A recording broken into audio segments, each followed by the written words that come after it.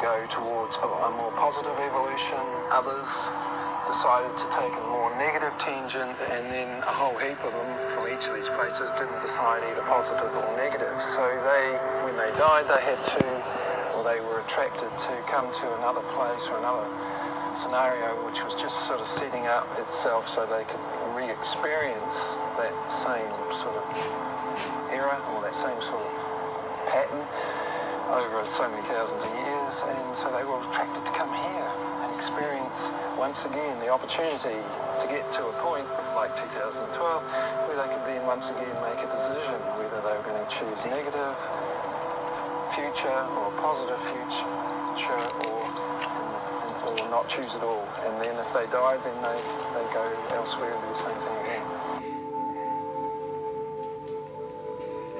This ball of clay, which is looks a little bit dry, but just look beyond it, represents the all that ever was, all that is, and all that ever will be. It's source. It's from which everything is created and derived. Everything is already in this ball of clay. Everything that is this ball of clay. And so, because it wants to be creative, it separates itself and does little experiments. So it says, for instance, all right, I'm going to play God, so I'm going to separate myself from this ball of clay. I'm going to make myself into a god, all right? And, all right, that's cool. I'm going to separate myself from this source energy, and I'm going to be playing human with a bunch of others, okay? And so the role play we're going to do is worship. We've got God here. Doesn't he look awesome? And here we've got a human, all right? And we need a setting to play this on. So we're going to create a little ball, and we're going to call it Planet Earth, yeah? So the game is that you're going to live on this earth and you're going to worship me, yeah? Okay, cool, let's do that. And the other thing that we'll do is we will make sure that we want to remember. And the fun part of it is that not only do we experience this whole experience, but we have to go back to remembering slowly. That's what we're going to be doing. Okay, cool. So these humans, there's heaps of them, go to planet Earth, and they start experimenting with the feeling of worshipping, okay? And this God says, okay, I'm going to start feeling what it's like to be worshipped. And let's see what I can do with all the powers that I have. So this goes on for quite a few thousands of years, and quite a lot of these humans remember. Quite a lot of them, it's been way too long to remember. They don't remember, they don't know anything anymore. They just walk through the planet and do their thing. Anyway, there comes a point where those that have remembered will go home, they go back to the ball of clay, and those that haven't remembered might one day remember and go back to the ball of clay. Anyway, there's an end to everything, right? Nothing lasts forever. So, God goes home, and little human goes home, and so they all merge again with the ball of clay. There comes a point where a new experiment is going to be done. I mean, there's always thousands and millions of experiments being done from the one source, where this little piece says, now I am going to play God. Now I want to know what it's like to play God. And another piece comes out and says, now I'm going to know this, all of us, we're going to be humans now. Now, what's so interesting is that the one that was playing God before, its essence is also in this new experiment. So this is the new human. Beautiful, like. And the new human has a lot of its essence from what was God before, because they come from the same pool of creation.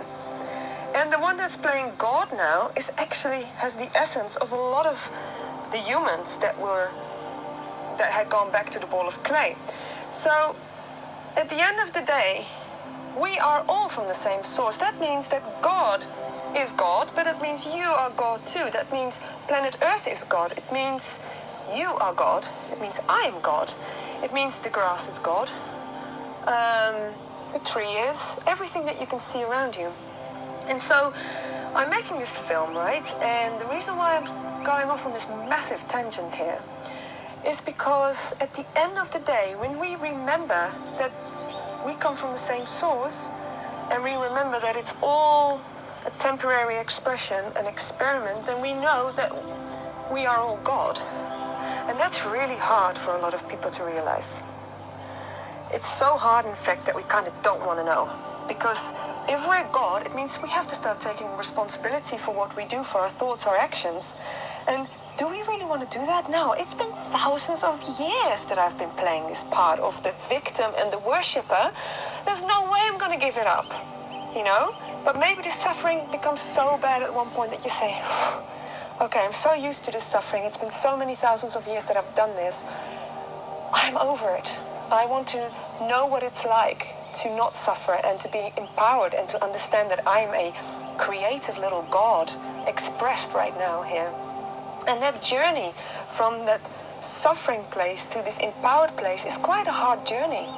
And it seems that on planet Earth, this is what we're going through right now. People are waking up and people are knowing and realizing they have to start to take responsibility for their thoughts. You know, I can no longer blame you, and you for everything that's happening to me. No, I am able to create my own reality. And that's why I'm sharing this with you. I'm sharing this because I want us to be empowered again. And whether you choose to or not, that's fine. But my wish is that we may come back to this realization of who we are and eventually go back to source. Ask a question and know that it will be answered. You know, but you have to release. You can't just say, well, hang on, here's the question. Well, give me the answer, I want it right now.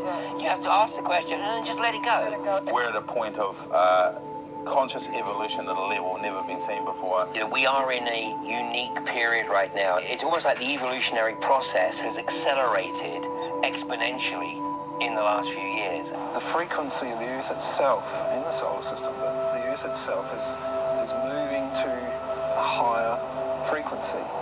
And those that are attracted here from now on have to have a higher frequency than those that could come here before.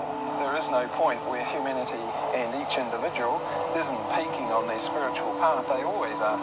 So we're exactly where we're meant to be. How can I take a chip off that block, take a chisel to it, knock off a piece, and be able to carry that one little piece? If you stand up and want to be active, it's fantastic because you can actually have a national voice. You know, you can become powerful just through your own motivation, and that's what we're doing in this district, and that's what that Earth House is on the way to becoming, a very strong player. Nobody can do everything, but everybody can do something. I don't have the power to punish the powerful. But you have the power to play your card. Yeah, exactly. And it takes 7 people, apparently, statistically, to tell you the exact same thing that contradicts your previously held beliefs for you to actually want to change those beliefs. Never let it be said that a small group of committed people cannot change the world. In fact, it's the only thing that ever has. We've got to be guardians of our world. What it takes is me to step, you to step, you to step beyond your little world, your needs-based me, give me mine gratification and make a contribution.